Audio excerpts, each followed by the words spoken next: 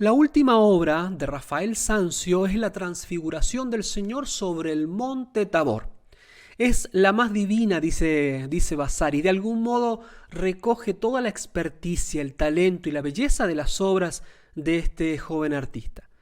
Luego que la termina, es la última como dijimos, fallece a los 37 años de edad y ponen esta obra junto al lecho de muerte, dicen los biógrafos.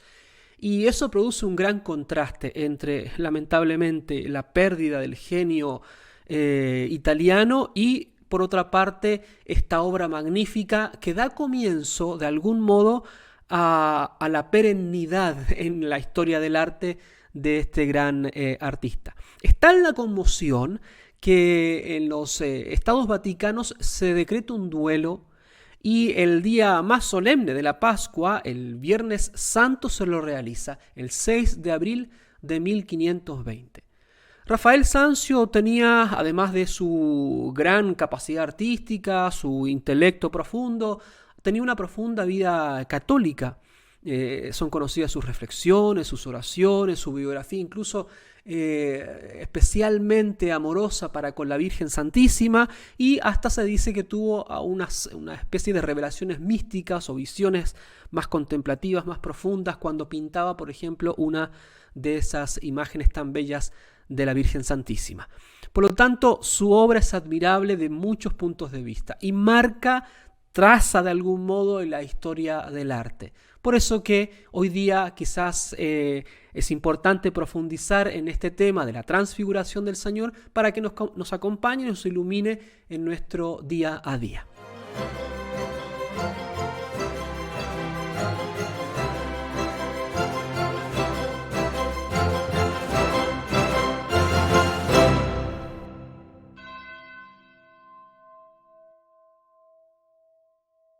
¿Qué tal, amigos? Soy el padre Rodrigo Miranda y en este día, como hemos dicho, vamos a profundizar en la obra de la Transfiguración del Señor, que se dice que es como el testamento espiritual de este gran artista italiano. Y para nosotros tiene una particular importancia esta solemnidad de la Transfiguración. Digo nosotros porque yo pertenezco a una comunidad religiosa llamada el Instituto del Verbo Encarnado, cuyo carisma de algún modo se enraiza en la transfiguración del Señor. Como dicen nuestros textos en el número 122, estamos llamados, Dios nos ha dado este regalo inmerecido de evangelizar la cultura. ¿Qué quiere decir eso? Transfigurarla para que reine el Señor y para que muchas almas se salven. Por eso es que en todo el mundo nos dedicamos a reflexionar, a realizar actividades como la políglosis, en donde se hablan varias lenguas y se realizan manifestaciones artísticas de todo tipo, y porque queremos profundizar precisamente en nuestro misterio, en el misterio de la transfiguración. Esta semana nosotros reflexionamos en lo que hizo nuestro Señor, pero también las consecuencias para nuestra vida. Es decir, que delante del mundo de hoy, que sí, está bien, hay veces que uno reconoce que está en crisis, de confusión, sin embargo, se abre un mar de posibilidades que pueden ser efectivamente transfiguradas las realidades con la fuerza de la gracia salvífica del Señor, aquello que resplandece en el monte Tabor y que en su misericordia nos permite ver. Por lo tanto, esa realidad nos puede servir y nos alienta y el Señor nos bendice para realizar esta obra de la transfiguración de la cultura. Es decir, para hacer mucho bien y para animar al ser humano a volver a aquellas cosas que son importantes. Y la más importante, contemplar el rostro de aquel que se transfigura, que resplandece, en el cual se ve la gloria, la claridad, la claritas del rostro resplandeciente, bello de nuestro Señor.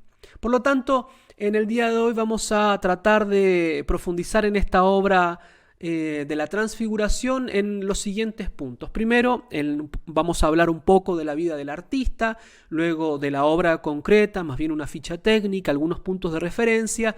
Efectivamente, tenemos que ir hacia lo más profundo, que es el significado artístico y teológico, y por último, cuáles son las aplicaciones concretas a la vida de todo cristiano y, por supuesto, a la vida de hoy. Entonces, acompáñenme hasta el final para ver de aprovechar esta gran obra de Rafael Sanzio. Rafael Sanzio, o de Urbino, porque nace en esa ciudad de Italia, vivió entre 1483 y 1520, en la época que nosotros consideramos que le ha sido dado este nombre, el Renacimiento, ¿no? Época dorada para las artes, donde se juntan tantos otros artistas. Entre los más conocidos nosotros sabemos que vivió Miguel Ángel, Leonardo, etc. Es Rafael Sanzio un artista importante porque desarrolló varias artes. Era pintor, arquitecto, y hasta incluso fue de algún modo, diríamos hoy, como ministro de Cultura, el director del patrimonio cultural de la Iglesia, de los Estados Vaticanos acá en Italia, y era el encargado de restaurar las glorias de la ciudad eterna. ¿Qué significa esto? Hacer muchas obras de reconstrucción, de hermoseamiento de la ciudad, etc. Es uno de los que comienza a realizar la cartografía de Roma, lo que en ese tiempo se podía desarrollar con la cartografía mediante la pintura de los frescos en las salas de los palacios vaticanos. También es el que arregla, sistematiza, de algún modo organiza las espléndidas obras que nosotros vemos en los museos vaticanos actualmente. Era él el encargado, un joven talentoso como Rafael Sanzio. Y también, como decía, es uno de los que decoró el corazón de la Basílica San Pedro, sobre todo los palacios vaticanos. Por ejemplo, en la sala que se llama de la Señatura, tenemos esas pinturas famosas, esos frescos, esas pinturas sobre muro de la Escuela de Atenas, la disputa del Santísimo Sacramento, entre otras muchas grandes obras. Y también fue el que realizó la tapicería para el interior de la Capilla Sixtina, que hoy día se puede ver dentro de los museos vaticanos. Muchas otras obras también realizó este gran artista, que son conocidas. Nosotros de algún modo tenemos esas imágenes en la memoria artística que posee cada uno.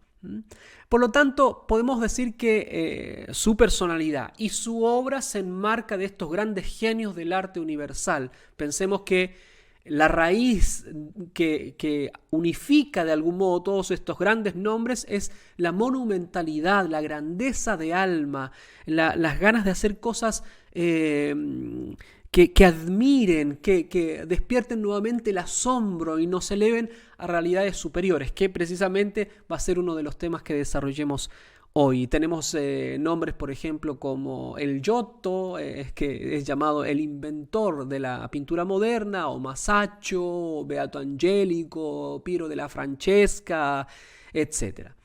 Y entonces por eso que con toda razón le podemos llamar uno de los grandes artistas del arte universal. Ahora comencemos a tratar un poco sobre la obra, especie de ficha técnica. ¿Cuándo fue elaborada? ¿No? Lo primero es entre más o menos 1517 y 1520. Como decíamos, es la última obra que realiza Rafael. Es al final de su vida. Entonces, de algún modo, esta obra misma concentra el proceso técnico tan elaborado en su carrera y después tan imitado en todos los niveles de la creación de la obra de arte. No solamente la cuestión más formal, en lo que se ve, la cuestión más estética, sino también una profundidad semántica de contenido, teológica, muy particular para la historia del arte universal. Vasari, nuevamente el biógrafo del Renacimiento, recuerda que, dice así: cuando murió, en la habitación en la que trabajaba, pusieron el panel de la Transfiguración que había terminado para el cardenal de Medici, cuya obra, al ver el cuerpo muerto y el vivo, hizo estallar de dolor a todos los que la miraban. He ahí porque hemos dicho también que causó una especie de dolor así mancomunado, ¿no? Que se haya perdido este artista tan joven y que justo en esa última obra pareciera que estaba dando lo mejor de sí para el arte y para la gloria de Dios. Y hemos mencionado también sobre aquel que comisió la obra, es el cardenal de Medici. Es encargada a finales de 1516 por este cardenal Julio de Medici, que era arzobispo metropolitano de la catedral y la ciudad de Narbona, que va a ser el futuro Papa Clemente VII. La catedral de Narbona es uno de los departamentos de Aude en la región, en una de las regiones de Francia. Pero lamentablemente nunca llegó a esta catedral a ser expuesta, entonces se colocó en otra iglesia, en San Pietro en Montorio, que es una colina en Roma, muy cerca del centro de Roma. El panel fue confiscado, llevado a París por Napoleón en la invasión que tuvieron acá en 1798 y se colocó en el lugar de honor de lo que iba a ser el Museo Universal del Louvre. Ese museo que recogía lo más excelso de las obras. En el caso de la palabra recoger, en realidad es confiscar y robar las obras que muchas veces de ellas aún se conservan allí. Y ahí providencialmente, en esta realidad de la obra en el Louvre, en Francia, comenzó a ser en su época como fuente de inspiración para todo lo que va a desarrollarse, por ejemplo, en los movimientos del neoclasicismo o romanticismo, etc. Y con la restauración, el periodo que se llama así, fue devuelta a los Estados Vaticanos en 1815 por una gestión muy importante que realizó un escultor y un diplomático, Antonio Canova. Y hoy en día nosotros la podemos ver al interno de los museos vaticanos, como decía, y hay una copia en mosaico, en piedras, dentro de la Basílica de San Pedro. Como fue una especie de ejemplar paradigma, tenemos varias versiones del mismo tema por otros grandes artistas.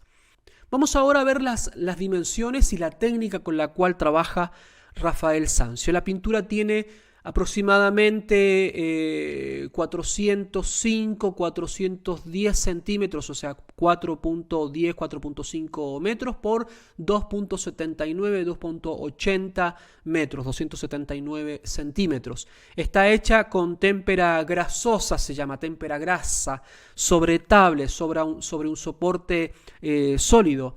Es un pigmento coloreado mezclado con un aceite, con un medio aceitoso, que puede ser aceite de lino emulsionado con la yema de huevo. Era un procedimiento habitual en esa época. Y el mismo material es lo que está ocupando, por ejemplo, otro grande artista como Giovanni Bellini en sus obras en el ambiente de Venecia, en el ambiente de más cromatismo, ¿no? Se aprovecha la claridad y la pureza del soporte.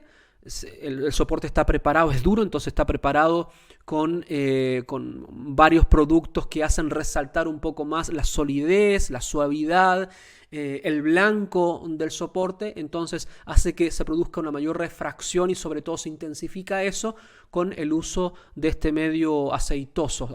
Se produce una especie de mayor profundidad porque el pigmento coloreado queda al interior del aceite y se transforma casi como en una joya. Entonces provoca más reverberación luminosa y cromática. Se aprovecha eso, entonces se van también superponiendo las capas para lograr una especie de transparencia que ya el artista había desarrollado en sus otras obras, sea en tabla, sea en muro, los frescos. Los frescos también son esas obras que se tienen que usar, como son productos al agua, entonces se tienen que usar con muchas transparencias, de modo muy, muy veloz. Se nota mucho el virtuosismo en las obras, por ejemplo, de los artistas que pintan en fresco y las que mismo Rafael Sanzio realiza, por ejemplo, como decíamos, en el corazón de los palacios vaticanos, entre otros lugares. Hay muchos trabajos preparatorios de la obra, entonces uno puede ver el recorrido, el proceso mental, artístico, técnico de este genio. Y hay obras que se destacan, estudios, por ejemplo, de otros referentes artísticos, como estudios de Leonardo da Vinci, a los que volvía generalmente este joven genio. ¿Cuál es el tema de la obra? Bueno, dijimos, es la transfiguración del Señor, que es un tema evangélico, es decir, que aparece en la Sagrada Escritura, en el Nuevo Testamento, es parte de los misterios de la vida de nuestro Señor Jesucristo. Aparecen los tres evangelios sinópticos, es decir, de San Lucas, San Marcos y San Mateo, en dos momentos, porque la obra está en realidad, nosotros le llamamos de la transfiguración del Señor, pero está dividida en dos partes. La parte de la transfiguración y la parte inferior, que es la curación de un joven endemoniado. Entonces tenemos que recurrir a estos dos momentos en los evangelios sinópticos para entender el tema de la obra. Pero evidentemente, como muchas veces los grandes artistas van a trabajar con varias fuentes que pueden ser de otros artistas o fuentes documentales, históricas, teológicas, es decir, el patrimonio en el cual están inmersos.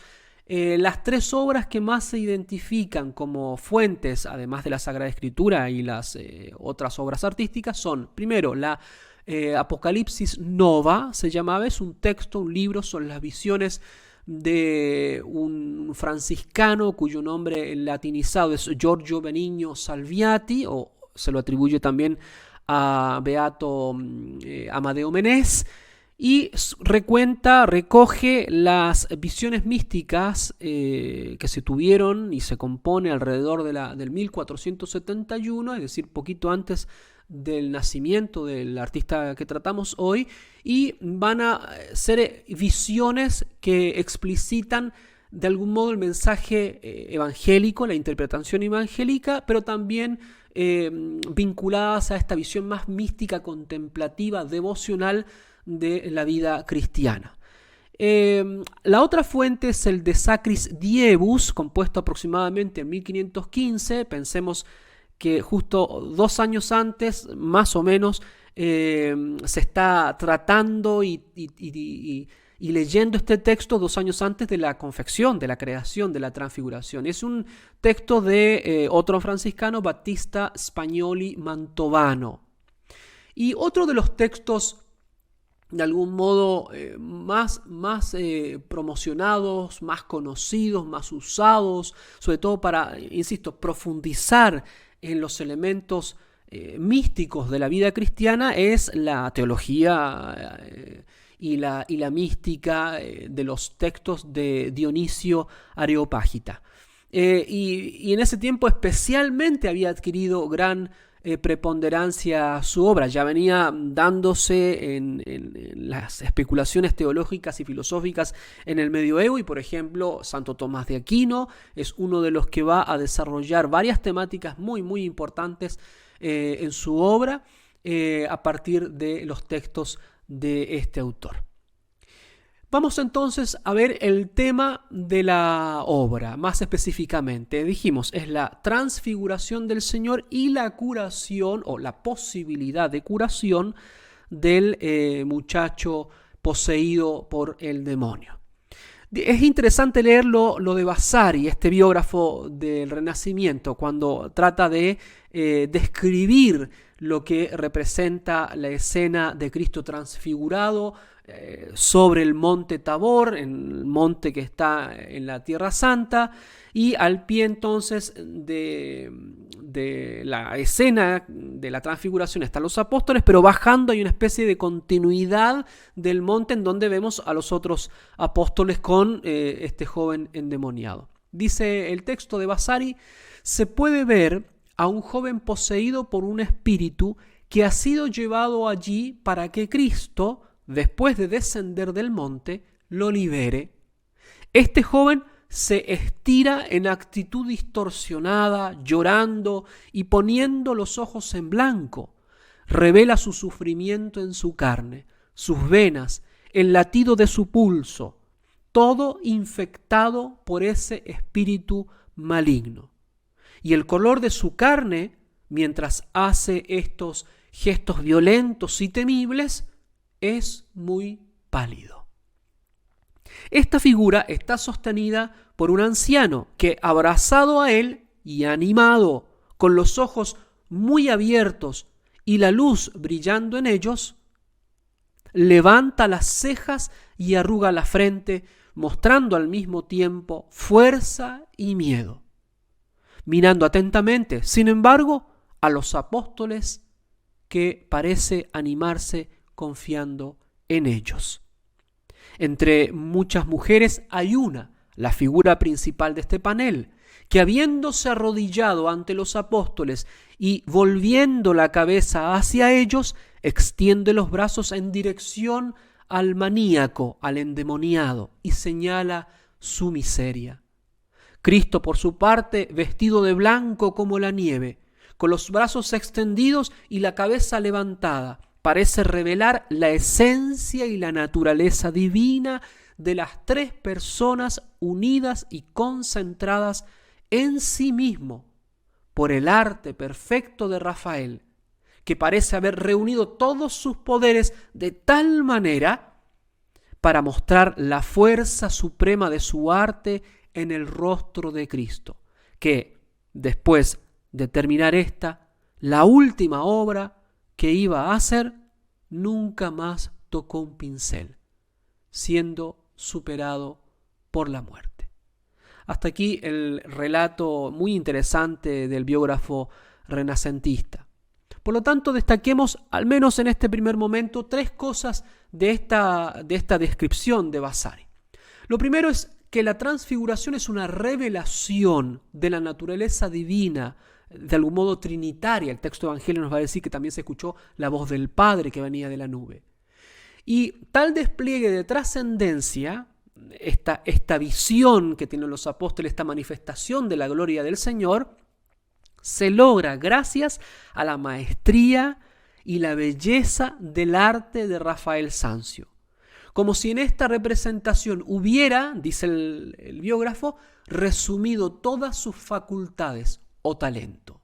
Hay como una exposición intensiva de lo mejor del genio italiano, para retratar la escena y en especial la figura de Cristo. El propio Vasari más adelante califica la obra como la más célebre, la más bella, la más divina del artista. Y destaca en un segundo momento de esta narración que acabamos de leer, la insistencia sobre un personaje central en la parte inferior, que es la mujer. Dice en italiano él que es un contrapposto ritorto, ¿no? Retorcido. Es decir, la mujer hace una gestualidad particular con su cuerpo, con sus manos y con su rostro que llama la atención, está justo al centro de la representación. Y como fue la última pintura, ya lo hemos dicho, el biógrafo destaca que de algún modo concentra lo más sublime posible de la perfección del arte del artista. Todos los años de trabajo, todos los años de oficio se concentran en esta obra magnífica de Rafael Sanzio. Recordemos alguna cosa más teológica de lo que es la transfiguración. Nosotros sabemos que nuestro Señor Jesucristo vino a este mundo con el fin de satisfacer por nuestros pecados, de salvarnos. Es el llamado varón de dolores, porque carga con los pecados del mundo, de todos nosotros. Él que no había cometido ningún pecado, es el inocente, el puro, el glorioso, ¿no? No había cometido ningún pecado y sin embargo de algún modo pasa como por un pecador más. De aquí que en la tierra estuviera entonces, en su vida encarnada, estuviera sometido a todo lo que sucede con los dolores y las miserias de la vida, que son consecuencias del pecado. Sin embargo, en esta transfiguración quiso él, en su misericordia, en su providencia, descubrir durante un breve espacio y como pasando, ¿no? Como dice el Antiguo Testamento, que Dios pasaba por enfrente con su gloria, acá es como pasando por la vida de los apóstoles, deja ver algunos destellos de esa claridad, de esa claritas, de esa gloria que refulge, resplandece, sobre todo en su rostro y en sus vestimentas. Y le entrega esta visión a los apóstoles, sobre todo a los tres apóstoles que van a ser de algún modo como los cabezas de todo el colegio apostólico y que van a ser los que lo acompañen también en otros momentos tan significativos, por ejemplo en el huerto de Getsemaní. La transfiguración nosotros sabemos por la teología, por la sana interpretación, que, y como lo dice él también explícitamente nuestro Señor Jesucristo, prepara el momento de la pasión, de la cruz. Entonces, de algún modo la transfiguración tiene esta doble esta doble cara, gloriosa pero también sufriente. Y de eso estaban hablando con los otros dos personajes que están al lado de nuestro Señor Jesucristo, con los profetas Moisés y Elías, representando la ley y los profetas, evidentemente. Estaban hablando, como dice San Lucas, de la pasión, de lo que tenía que padecer el filio, el hijo del hombre, del uomo, dicen en italiano. El hijo del hombre es una expresión técnica para referirse al verbo encarnado, pero también para referirse a otro momento muy importante y que tiene relación con la obra que estamos analizando. Se ve entonces esta doble dimensión de la transfiguración gloriosa, anímica, es decir, que nos anima, esperanzadora, que nos da consolación, y por otra parte todo el drama de este hombre, de este muchacho endemoniado, esta oscuridad, se ven los contrastes, y eso es lo que causa a veces dificultades. Por una parte, glorioso y sufriente. Por otra parte, claro y oscuro, sol y tinieblas, Dios y los ataques del maligno. Y el artista considera entonces en toda su obra estos de algún modo estos contrastes. Sin embargo, parecería que la luz es la protagonista y se cierne como controlando de algún modo, como manifestando su poder sobre las tinieblas, que también tienen densidad real y simbólica. Se ve, hay claros y oscuros en la obra, pero nosotros sabemos que hay un más allá de estos meros elementos estéticos, artísticos o técnicos. La obra entonces pasa de ser una epifanía, o más bien una cristofanía, ¿no? Cristo que se manifiesta, una revelación de lo que es nuestro Señor, a ser una curación, es decir, un milagro muy particular, un milagro escatológico, podríamos decir, es decir, que mira al final de los tiempos, un milagro expulsando al demonio definitivamente de la vida de este joven, pero también de la vida del mundo. Entonces, del milagro se pasa al drama, para lo cual precisamente había venido nuestro Señor, y esa es la advertencia que le dice a los apóstoles: no lo cuenten esto todavía, ¿no? Hasta que venga el Hijo del Hombre, especialmente en la pasión, cuando se da la pasión, pero especialmente después de la pasión, para que lo contaran, es decir, para que evangelizaran, narraran, fueran apóstoles, misioneros encargados de transmitir la buena nueva. La luz potente, maravillosa, trinitaria, vence las tinieblas, irrumpe, aleja las tinieblas, y de algún modo es lo que podría resumir el tenor, el valor tonal, diríamos nosotros, el color, el croma de esta bella pintura. Hemos mencionado también que hay una serie de dificultades que se presentan y que algunos las han exacerbado más de la cuenta.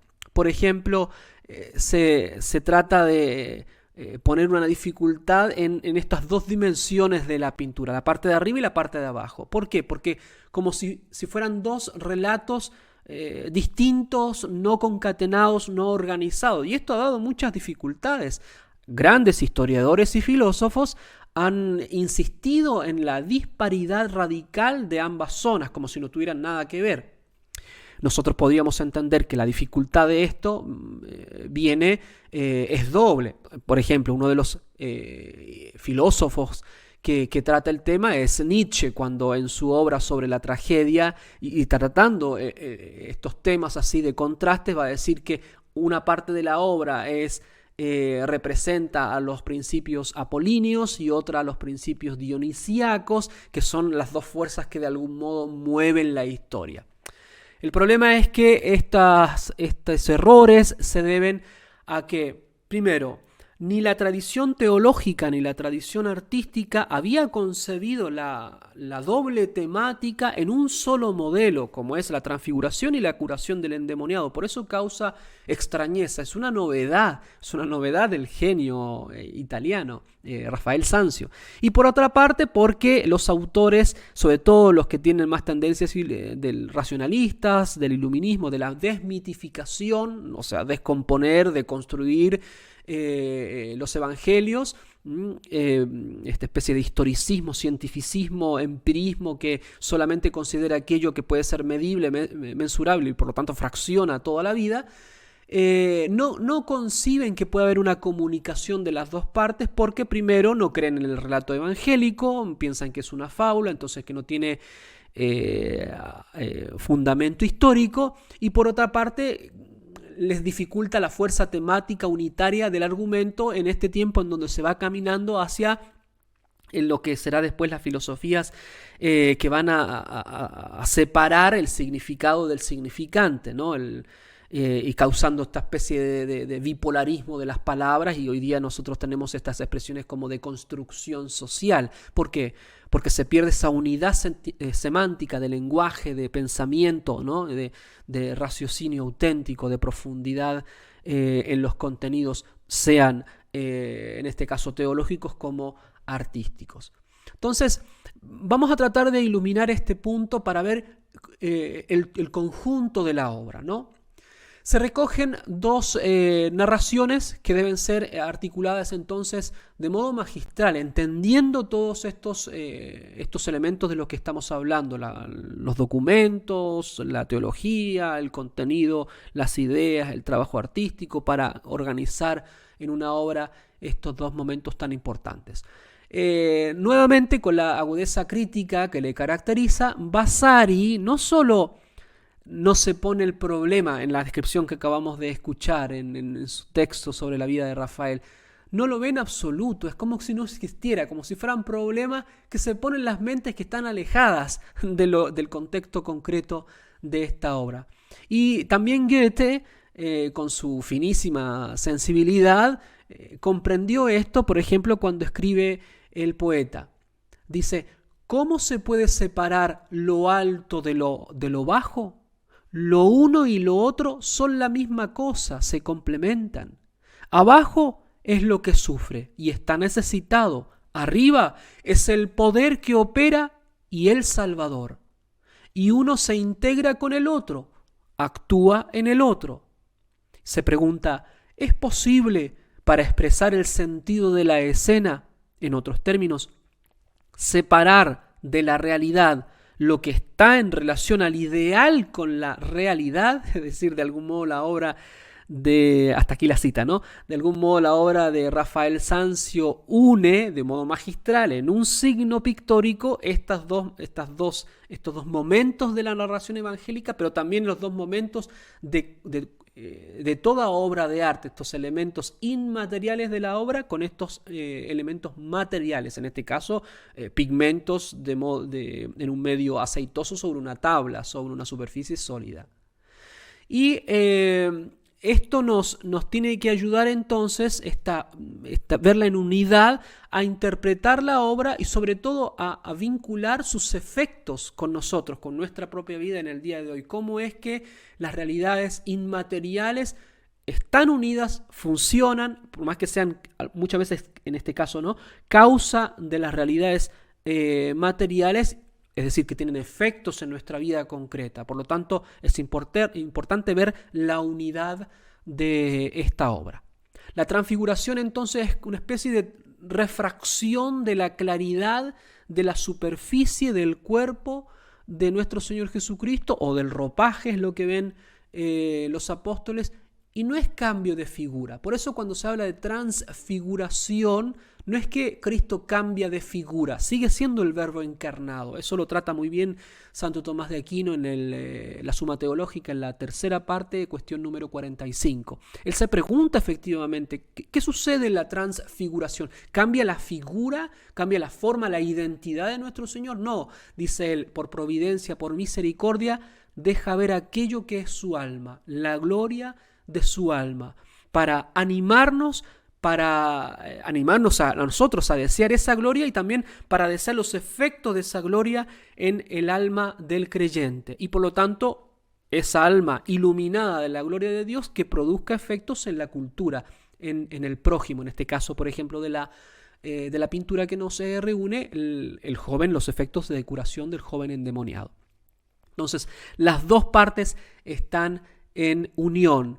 Es tal la potencia del resplandor de la gloria del alma de Cristo que reverbera en el ropaje. Esto es muy lindo porque de algún modo refleja esa palabra que es la tercera condición objetiva de la belleza, la claritas, la claridad, el resplandor, que es lo que pone en contacto la cosa bella y el espectador. En este caso, el bello por antonomasia, que es nuestro Señor Jesucristo, resplandece, por lo tanto quiere ponerse en contacto con la visión de quien lo observa, en este caso de los apóstoles.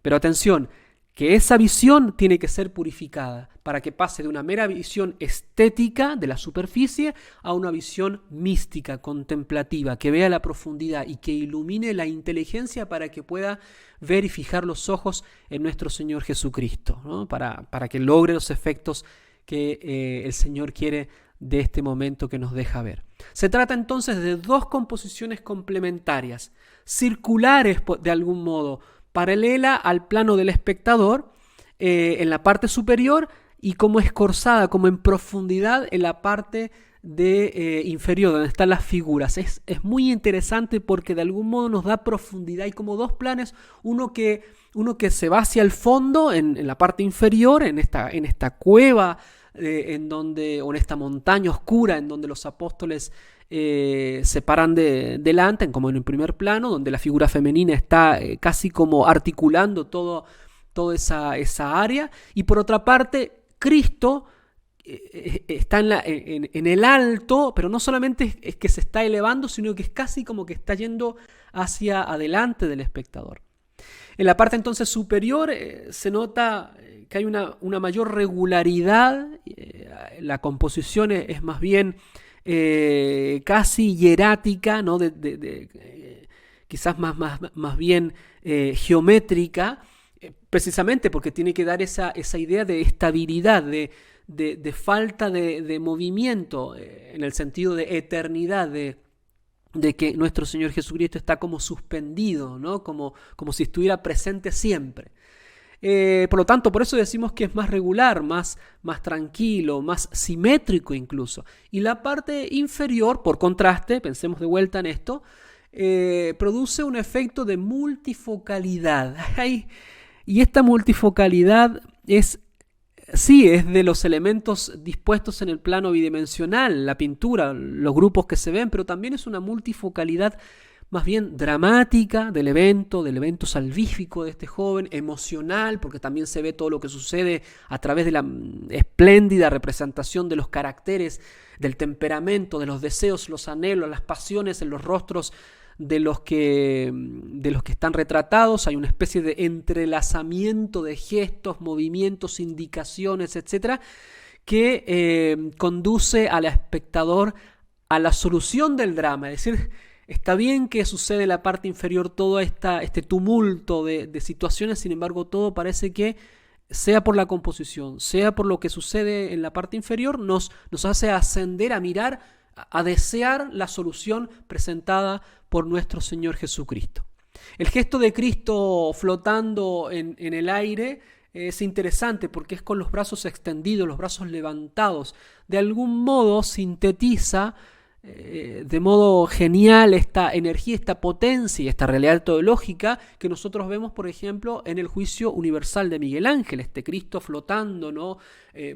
Monumental, que extiende sus manos, en este caso para determinar el destino final de todos los individuos. En el caso de Rafael Sanzio, de algún modo es casi como un orante, pero es interesante porque se refiere a muchas de las pinturas más antiguas de nuestro artista, el paleocristiano, el bizantino, donde Cristo aparece con los brazos abiertos, pero casi no solamente rezando, suplicando, elevando sus oraciones al Padre, que todo lo puede, sino que es casi como si nos manifiesta su posición gloriosa en la cruz.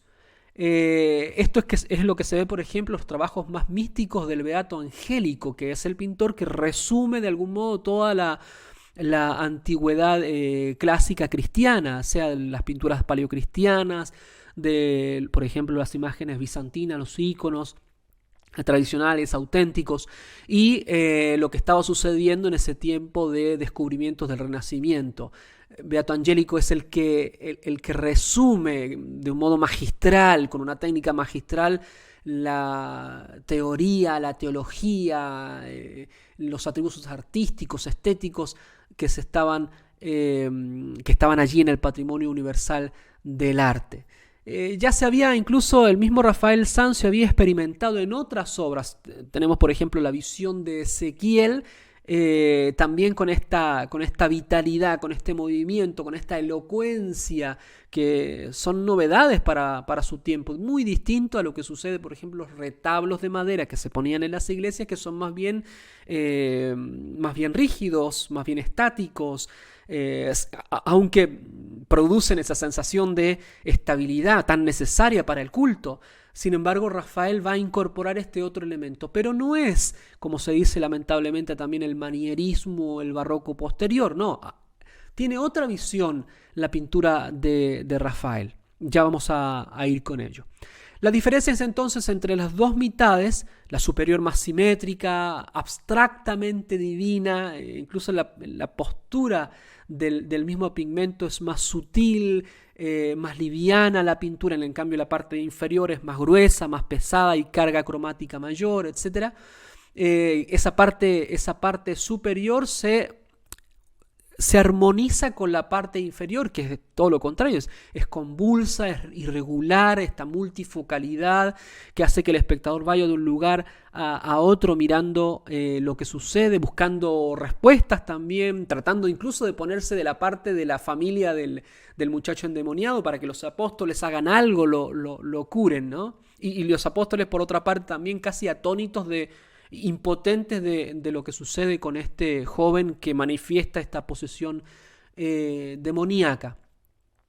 Todo esto no compromete la armonía de conjunto, la unidad, sino que convierte a la obra, como dice un estudioso, en una obra maestra absoluta de movimiento, organización de las masas, en las que las figuras individuales, los grupos de excelente factura, se combinan en grandes multitudes en un todo móvil de gran vitalidad. Y nosotros agregamos móvil de gran vitalidad, pero que busque esa estabilidad que se da propiamente en la parte superior.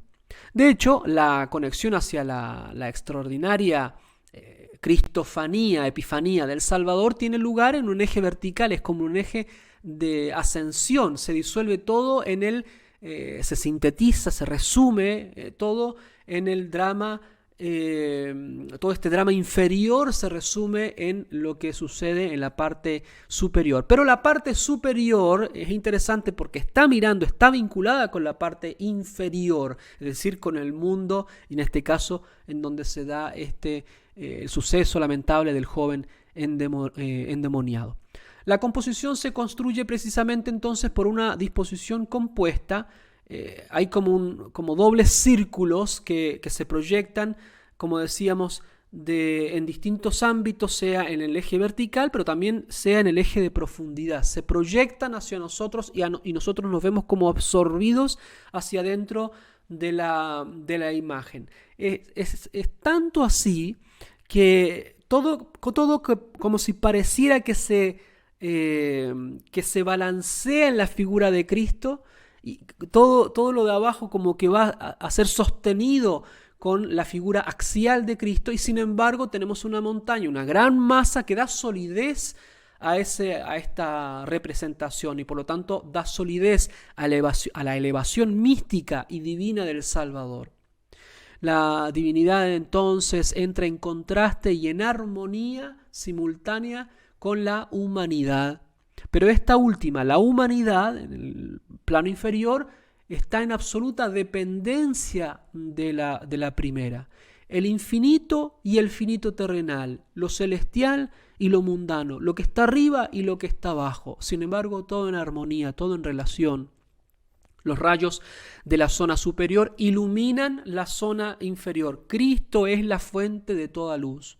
Podríamos decir que es una composición entonces espejada, refractaria. Pero atención, los efectos de la parte inferior dependen y vienen de la parte superior, sea en el plano formal artístico como teológico y salvífico. Efectivamente, la causa de toda salvación es Cristo y únicamente Cristo, que produce sus efectos en el nivel inferior, especialmente en el drama de la posesión demoníaca. Entonces es evidente que hay una unidad orgánica que Rafael Sanzio conoce. De hecho, nosotros tenemos varios estas obras preparativas, dibujos, etcétera, donde él va estudiando esta dimensión artística y retórica de la obra. Jamás entonces se sale de la armonía, incluso como decimos con los caracteres más estéticos, es decir, por ejemplo, estamos siempre dentro del mismo valor tonal, rango cromático, por más que haya unos contrastes pronunciados típicos de su tiempo, que es el tiempo donde se está estudiando el claroscuro, ¿no?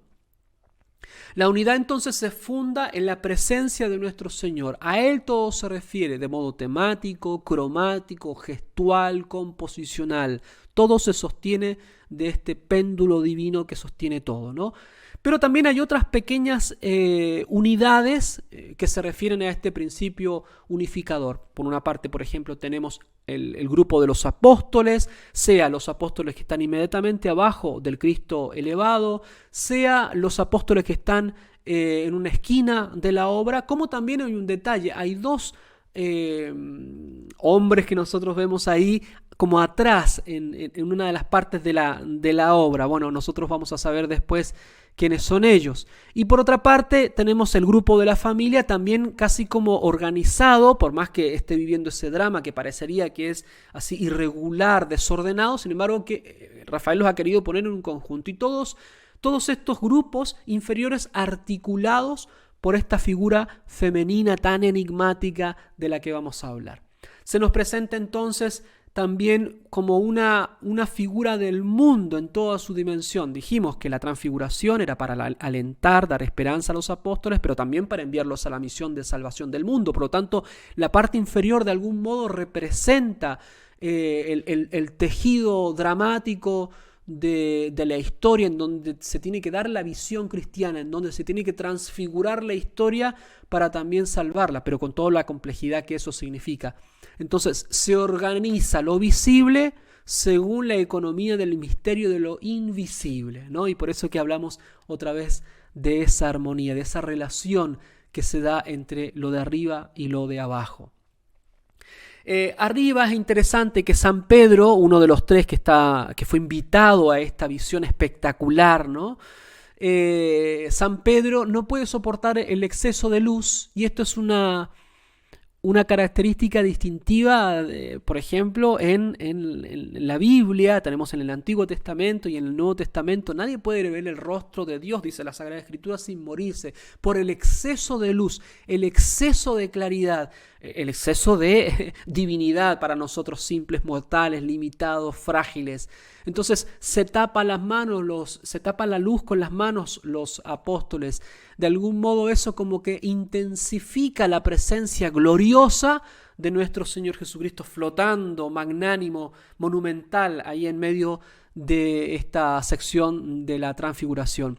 Pero sin embargo, volvemos a esos dos hombres que estaban en un costado, son, según la tradición dice, las posibilidades que Justo y Pastor, los santos patronos de la Catedral de Narbona. Son los únicos testigos del evento. ¿Por qué? Porque son santos, por lo tanto ya están viendo el rostro de nuestro Señor proporcionalmente a sus capacidades. Entonces de algún modo están como preanunciando lo que se está viendo, el mensaje que nos quiere transmitir nuestro Señor Jesucristo en la transfiguración para los apóstoles y para todos nosotros. Ellos son los testigos, son dos, es muy importante. Estos números en la Sagrada Escritura para verificar la veracidad histórica, la verdad teológica de un evento, tienen que haber 2 o 3 de testigos. Acá hay 2 testigos, los santos Justo y Pastor. Y es interesante porque los únicos que muestran estas personas así como atestiguando la veracidad del evento son Rafael en esta obra y, por ejemplo, en su contexto, los trabajos del Beato Angélico en la transfiguración que él mismo pintó.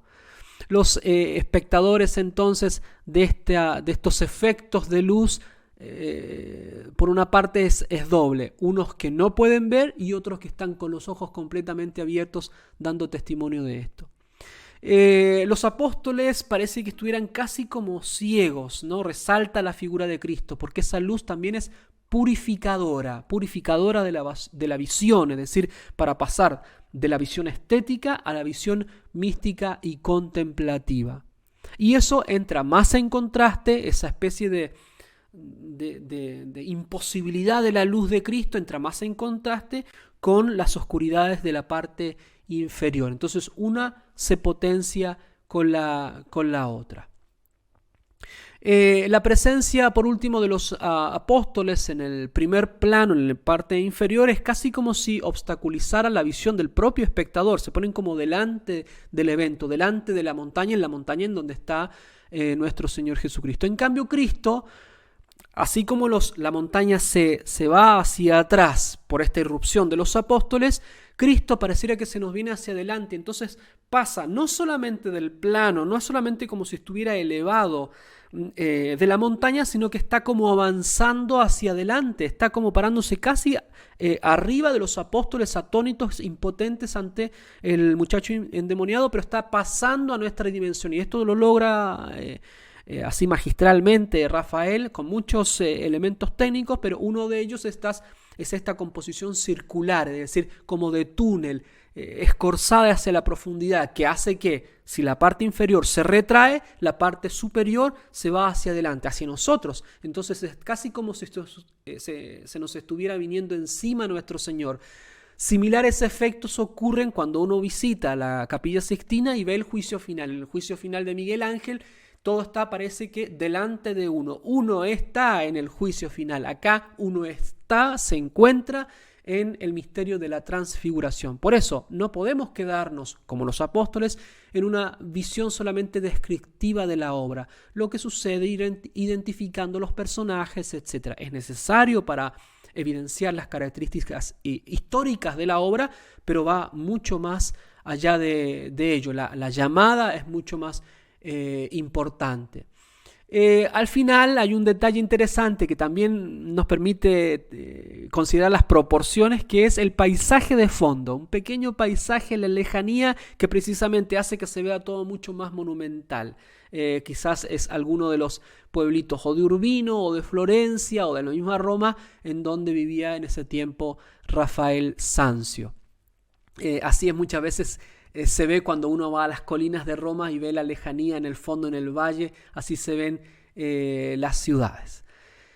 Vamos ahora a un último punto antes de pasar a los puntos claves de la obra, que es la luz, nuestro Señor Jesucristo, los apóstoles, la mujer y el muchacho endemoniado. Vamos ahora a tratar de avanzar con Rafael Sanzio a este lenguaje místico teológico que usa en esta representación. Por lo tanto, tratemos de analizar la visión espiritual de la pintura de Rafael. Rafael Sanzio crea un equilibrio sin precedentes. Hay una especie de armonía, matrimonio, connubio entre el nuevo estilo del retablo historiado, que va contando historias. De hecho, la palabra técnica es storia, con ese inicial, storia, y las funciones espirituales de las imágenes sagradas, tradicionales, que comunican a través de una compleja red de lo que estamos analizando ahora, ¿no? Una compleja red de elementos, la visión mística, como nosotros decimos, es decir, que de algún modo nos dispone el alma para una de las finalidades del arte sagrado es la devoción, la pronta realización de la voluntad de Dios. En este caso, la voluntad explícita del Señor de ir a evangelizar, ir a transfigurar la realidad circundante de los apóstoles y nosotros nuestra propia realidad. Las imágenes sagradas en ese tiempo se habían definido especialmente durante el Renacimiento, por su capacidad de suscitar actitudes contemplativas. Lamentablemente en ese tiempo hay un momento de quiebre y por lo tanto se está perdiendo. Pensemos que estamos en el contexto casi a puertas de los eventos de la Reforma Protestante, que van a hacer caer de algún modo toda esta unidad que había soportado toda la cultura universal hasta ese momento. Los pensadores medievales, por ejemplo, solían definir la función devocional de la imagen sagrada como su capacidad para canalizar la respuesta del espectador desde las superficies sensibles hasta la contemplación de las cosas divinas. Es esta vía pulcritudines, es este recorrido que va desde la visión meramente estética, purificándose, haciendo un trabajo ascético de la propia persona para pasar a las cosas divinas. Las imágenes debían ayudar a las personas a realizar ese camino de purificación, para llegar a ver, para llegar a contemplar, para llegar a tener una experiencia mística de unión profunda con Dios, para producir efectos en su propia vida, que es la propia salvación, y ayudar a otros a que se salven. Entonces, esa es la correcta devoción, es decir, la que nos hace pasar del sensible al espiritual, la virtud que nos hace cumplir prontamente la voluntad de Dios, a cada uno la suya. Por lo tanto, la imagen se pone como un instrumento, un medium, es decir, un signo. Tiene una parte que uno la ve, que es sensible, y por eso que hablamos de visión sensible. Sin embargo, hay una parte que está escondida, como todo signo, una parte que se tiene que dilucidar o que se nos ofrece y por lo tanto se revela, se quita el velo y se nos da para nuestra observación. Bueno, en este camino ascético hay que tratar de llegar a esto, de la imagen sensible a la imagen espiritual, la imagen de devoción, la imagen mística. Por eso es un signo entonces.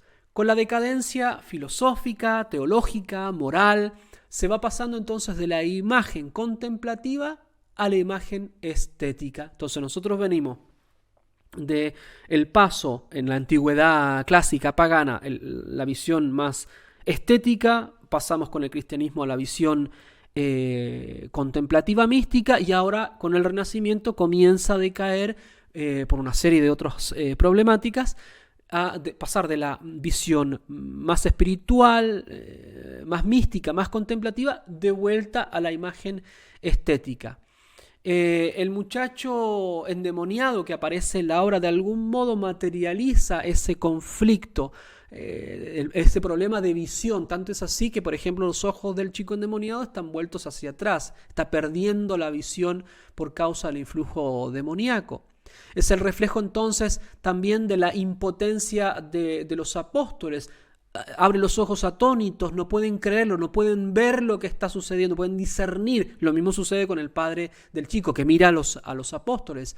Se halla entonces este mundo, el muchacho, pero también es un reflejo de todo lo que sucede, se halla poseído por el príncipe de este mundo que le impide ver a su realidad, pero también le impide ver aquel de quien viene la salvación. Es un obstáculo para la visión auténtica. Por lo tanto, la imagen del cuadro de hoy, la imagen evangélica, es decir, la visión de Cristo transfigurado, es una imagen educativa, una imagen formativa, una imagen que nos ayuda a purificar la mirada.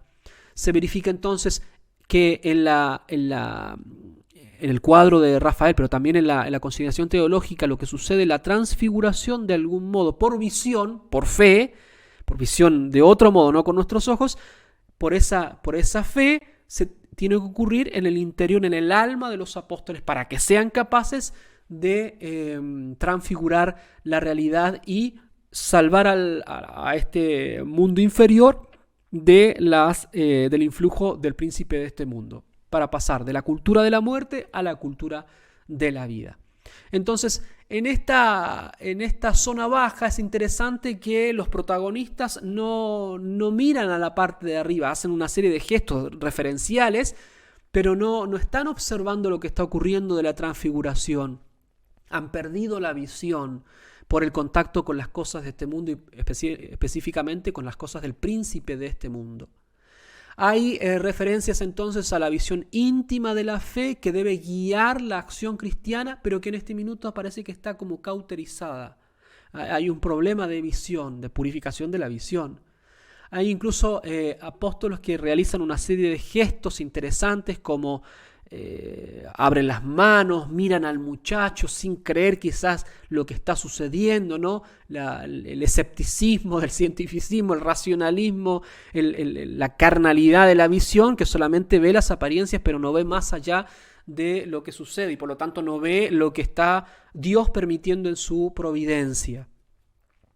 La experiencia entonces del Tabor por medio de la pintura nos llama la atención sobre la necesidad de la fe para lograr una acción apostólica de sanación, de curación efectiva.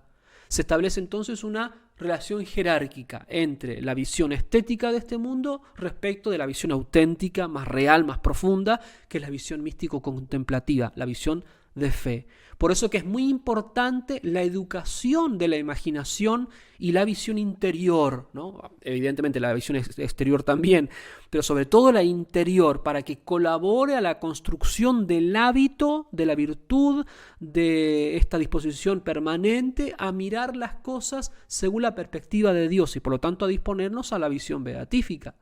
No podemos quedarnos en la estética tal cual como hoy día se representa, por ejemplo, en las artes, ni en las apariencias, sino que esta pintura nos educa para pasar a la visión contemplativa, a la visión de profundidad.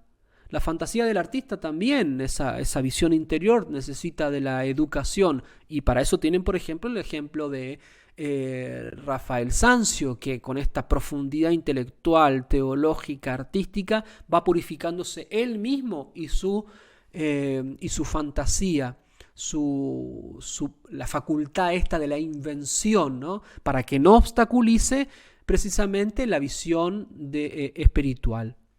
El espectador también, por otra parte, tiene que educarse en esta visión para ver lo profundo. Es deber de aquel que contempla prepararse bien para recibir lo mejor que se pueda el sujeto de la contemplación, el motivo, el objeto de la contemplación. Hoy entonces es muy evidente que generalmente nos quedamos en esta visión estética, cauterizados para pasar a la visión intelectual, el uso correcto de la razón, menos la razón iluminada por la fe, que es la visión contemplativa. Muchas veces nos engañamos pensando que contemplamos o meditamos o reflexionamos, cuando en realidad muchas veces nos estamos pensando a nosotros mismos. Es una autopercepción, como se dice hoy en día, es más bien un juego hedonístico, egocéntrico, y por eso nos permite gozar de aquello que contemplamos, porque en definitiva no es lo que contemplamos, sino que la experiencia que nosotros sentimos de nosotros mismos. Esto es lo que se da, por ejemplo, muchas veces con la pseudo, falsa contemplación del New Age o las prácticas de yoga, incluso tan habituales, lamentablemente, entre creyentes, ¿no? Es decir, esa contemplación cuyo objetivo es la nada, un vacío, un centrarse en algo que no es aquello que funda toda visión mística, que es Dios, en este caso, Cristo transfigurado. La auténtica visión, entonces, educa a las personas en el hábito de la visión beatífica que se dará en el futuro. Entonces, entrando en el Renacimiento, en el contexto de Rafael, lo que está sucediendo es esto, es un cambio de visión. ¿Por qué? Porque se insiste en el análisis de la visión física, se va a desarrollar la óptica mucho, más allá de los provechos de la ciencia buena y para el bien. Se va a fijar entonces el ser humano mucho en esta visión como si fuera la única, y va a perder el interés y el uso de la visión espiritual. El artista entonces, hoy, el que nos convoca, Rafael, mediante su educación católica va incorporándose a esta línea de la visión más contemplativa y no se queda con la superficie, con lo meramente estético. ¿Y por qué decimos esto? Porque lo más probable que Rafael, cuando estaba trabajando en Florencia, estaba en el contexto de la educación profundamente católica, por ejemplo, de la mano de Fra Bartolomeo, que es un dominico o pintor que lo educa en toda la teología dominicana, en especial en Santo Tomás de Aquino. Entablan amistad y no solamente Rafael aprende de él en cuanto al dominio técnico, sino que también se educa teológicamente. Pensemos también otro momento de educación católica de Rafael, cuando está trabajando en las salas, en los palacios vaticanos, que tenía a un supervisor de la Santa Sede para que fuera sus motivos y su técnica y su vida fuera católica, ¿no? Probablemente quizás está en el contexto de Egidio de Viterbo, que es el supervisor de los que pintaron las paredes laterales de la vida de Moisés y de Cristo en la Capilla Sixtina. Ese es Rafael que está ahí embuido de esa cultura católica, y él mismo vive católicamente, como decíamos al inicio, tiene una buena vida católica, de profundidad, de oración, incluso se dice de visiones místicas de la Santísima Virgen María. Fra Bartolomeo, quien habla, quien tiene contacto, con el que establece amistad con Rafael Sanzio, vivía en el convento reformado de San Marcos en Florencia, en donde también había estado como abad el Beato Angélico, del que hemos mencionado varias veces, que a su vez fue formado en la educación de Santo Tomás de Aquino. Es decir, Angélico, le dicen al Beato Angélico por Tomás de Aquino, aunque también le dicen el Angélico, ¿no? Aquello que representaba el Beato Angélico en sus pinturas era en contenido teológico y filosófico en la obra de Santo Tomás de Aquino. Y por otra parte, también en ese convento había vivido Savonarola, otro dominico muy importante, profundamente católico, que influenció en su momento también a la cultura florentina. Es un signo de lo que sucedía ahí en ese entorno. Entonces ese es el ambiente de Rafael, y por eso nosotros decimos que esa educación católica le permitió formarse y vehicular ese paso de una visión estética, superficial, a una visión mística y espiritual. En la Transfiguración armoniza los distintos elementos, lo narrativo, lo icónico, de los retablos que estaban en su tiempo, ¿no? Los retablos contemporáneos a Rafael, y sin embargo va a organizarlos en una historia, en una conmemoración. Es el segundo fin de la obra de arte sagrada, una conmemoración del evento histórico. Entonces, de algún modo va como relacionando estos distintos aspectos, y va a asumir esa función espiritual y contemplativa del retablo para meterla también en su obra. La tematiza y la articula para que tenga influencia en la visión contemplativa que él nos quiere transmitir. Por lo tanto, por medio de la pintura hay una verdadera encarnación de la visión espiritual, esa visión espiritual que tienen los apóstoles en el Monte Tabor, y la cual en la providencia divina Dios nos quiere comunicar. Nuestro Señor Jesucristo quiere que lo vean así. De algún modo, entonces, la pintura de Rafael Sanzio produce los mismos efectos, nos purifica la visión. Entonces, tratamos de darle un valor más contemplativo a la vida. Entonces ya no nos quedamos en los colores, en los claros oscuros, en la composición de esta obra, sino que vamos pasando y vamos entrando a través de eso a dimensiones más profundas. Y por eso que vamos a hablar ahora más puntualmente del significado de la obra de Rafael Sanzio. Dijimos que se encuadra en la realidad de signo, y por lo tanto nos hace pasar de lo material a lo más profundo inmaterial. Es una pintura así, dirigida a los sentidos. Está creada con materiales para que inmuten nuestras facultades perceptivas. Sin embargo, va pasando y educando nuestra visión interior.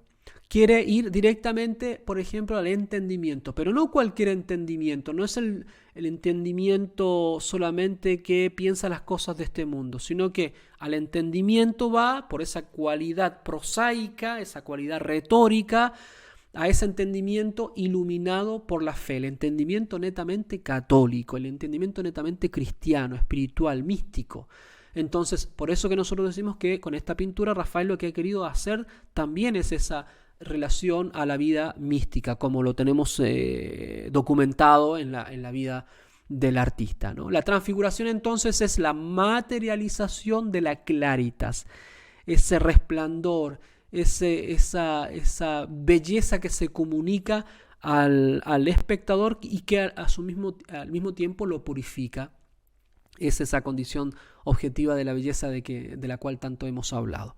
Entonces es una representación y una presentación. Una representación porque es historia, presenta nuevamente los hechos históricos como una conmemoración, pero presenta, y por eso que es Cristo que va como avanzando y que se va posando sobre no solamente los apóstoles, sino que nosotros que vemos esa obra. Cuando uno se para delante de la obra de la transfiguración es bastante grande y la sala está más bien, la tienen como a luz tenue, entonces uno va observando y como que va entrando todo eso por los colores, por las luces, por la misma disposición, va elevándose todo y va entrando a nuestro mundo, o nosotros vamos entrando en el mundo de la transfiguración pintada por Rafael Sanzio.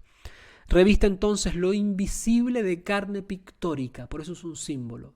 Todo depende entonces de esa enigmática composición, disposición de los distintos elementos y nos hace pasar de una visión estética o artística a una visión teológica que él concibió también en su propia vida. Por lo tanto, los protagonistas de estos, ¿cuáles son? Primero, la luz. La luz es uno de los protagonistas, es evidente. Es una pintura de la luz en el tiempo del claroscuro, pero juega con estos dos elementos. También es la pintura de la liviandad de la luz, lo tenue, la claritas, pero es una claritas que al mismo tiempo es muy fuerte, es muy preponderante. El área luminosa de Cristo se describe incluso casi como en una mandorla, esas figuras almendradas que se presentan muchas veces en la pintura de antes del tiempo de Rafael. Pensemos, por ejemplo, en las pinturas más bien orientales. Hay una mandorla, un área almendrada que va como haciendo de marco a la revelación, y sin embargo el centro del área de la mandorla siempre es oscuro, porque la luz es exceso, porque es tanta luz que no se puede ver, por lo tanto a nuestros ojos parece que fuera como oscuridad. Pero eso logra también esa profundidad mística, y por eso que Dionisio Areopagita en su texto sobre la teología mística va a hablar en esos términos, es decir, que es tanto el exceso de luz que a la vez nos atrae y nos va a transformar esa luz, ¿no? Que nosotros estamos viendo y que en este caso aparece en esa figura espacial, ¿no?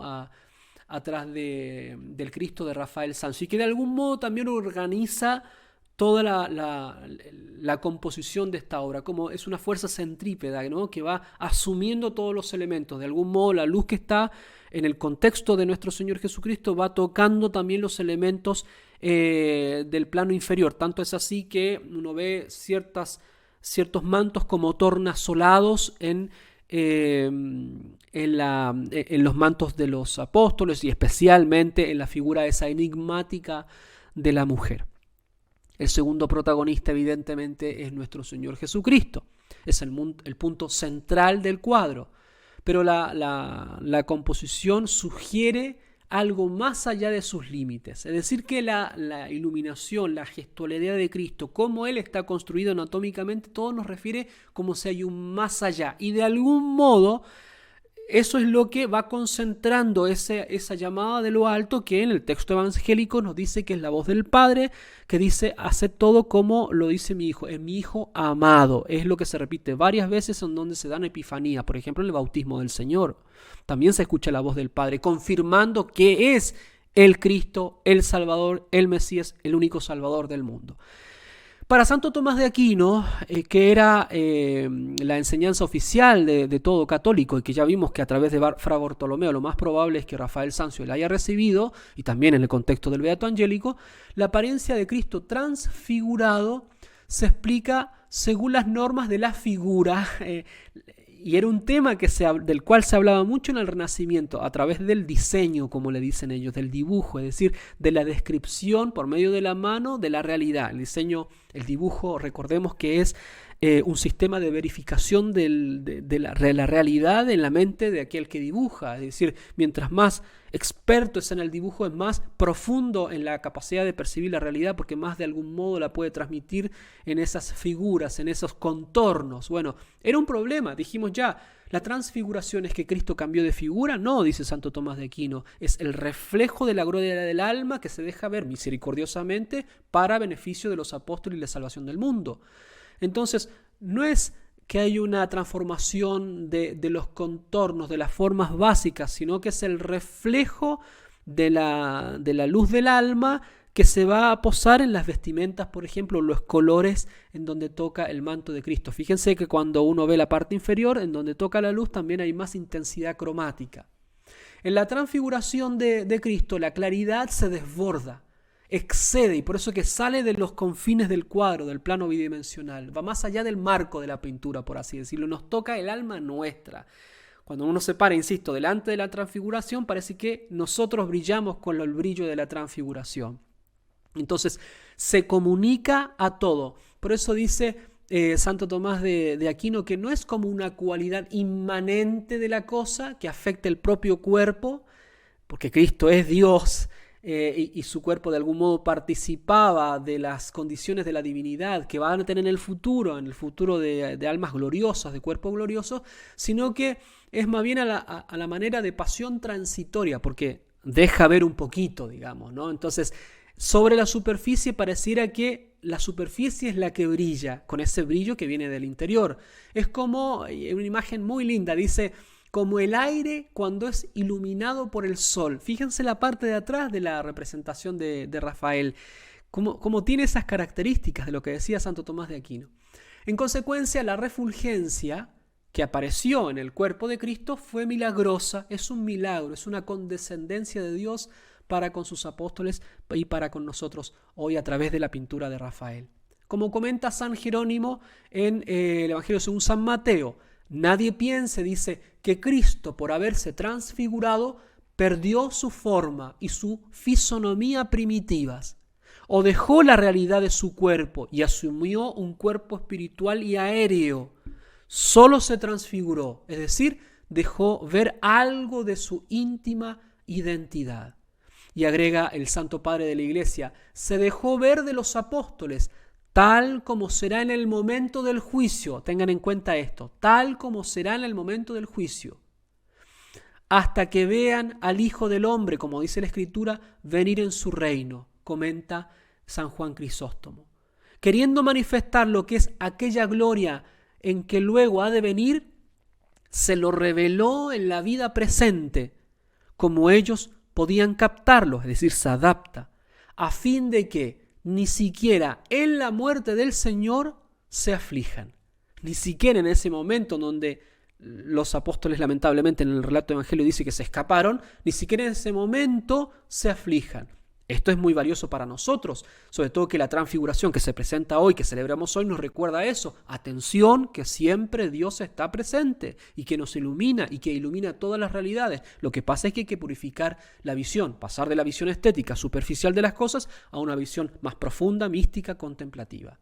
Y los primeros padres de la Iglesia, desde San Jerónimo, pasando por San Agustín y Santo Tomás de Aquino, ya habían interpretado la transfiguración como una visión real y espiritual. Tiene estos dos momentos, real y espiritual, mística de la gloria con la que vendría Cristo al final de los tiempos.